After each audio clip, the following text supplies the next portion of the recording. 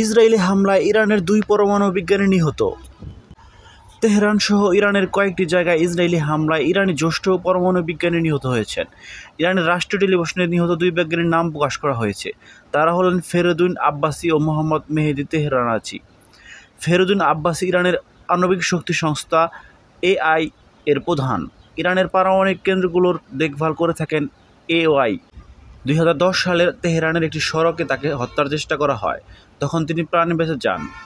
নিহত আরেক বিজ্ঞানী মোহাম্মদ মেহেদি তেহরানাচি তেহরানের ইসলামিক আজাদ বিশ্ববিদ্যালয়ের প্রেসিডেন্ট ছিলেন। হামলায় ইরানের অভিজাত বাহিনী ইসলামিক রেভলিউশনারি গার্ড কোরের IRGCর প্রধান মেজর জেনারেল হোসেইন সালামি নিহত হয়েছেন। ইসরায়েলি প্রতিরক্ষা বাহিনী বলছে, ইরানের পারমাণবিক কেন্দ্রগুলোতে হামলা চালিয়েছে ইসরায়েল। তেহরান সহ বেশ কয়েকটি স্থানে বিস্ফোরণের শব্দ শোনা গিয়েছে। ইসরায়েলি প্রধানমন্ত্রী বেনিয়ামিন নেতানিয়াহু বলেছেন, অপারেশন রাইজিং লায়নের অংশ হিসেবে এসব হামলা চালানো হয়েছে। ইরানকে ইসরায়েলের অস্তিত্বের জন্য হুমকি বলে অভিহিত করেছেন তিনি। ইসরায়েলে ইতিমধ্যে জরুরি অবস্থা ঘোষণা করা হয়েছে। দেশটি বলছে, দ্রুতই পাল্টা হামলা হতে পারে বলে আশঙ্কা করা হচ্ছে। ইরানের রাষ্ট্রীয় টেলিভিশনের খবর বলছে, রাজধানীর তেহরানের আবাসিক এলাকাগুলোতে হামলা হয়েছে। হামলা নিহতদের মধ্যে শিশুরাও আছে।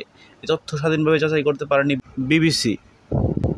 এছাড়া ইসরায়েলের হামলায় ইরানের বিপ্লবী গার্ডের প্রধান হোসেইন সালামি নিহত হয়েছেন।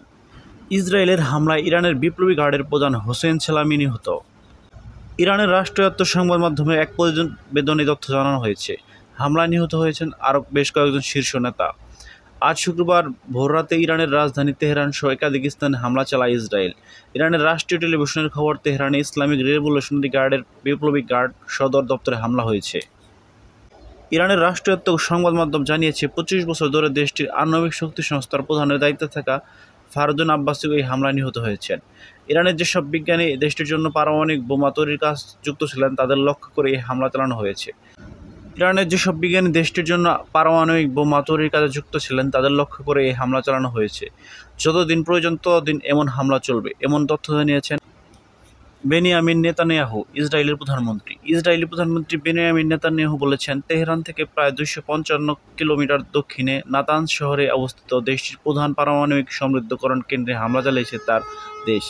ইরানের যেসব বিজ্ঞানী দেশটির জন্য পারমাণবিক বোমা তৈরির কাজে যুক্ত ছিলেন, তাদের লক্ষ্য করে এই হামলা চালানো হয়। তিনি আরও বলেন, যতদিন প্রয়োজন ততদিন হামলা চলবে। এর আগে 2021 সালের এপ্রিলে ওই স্থাপনায় সাইবার হামলার জন্য ইসরায়েলকে দায়ী করেছিল ইরান। এদিকে ইরানের সংবাদ মাধ্যমগুলো বলছে, তেহরান জুড়ে 6 থেকে 9টি বিস্ফোরণের শব্দ শোনা গিয়েছে।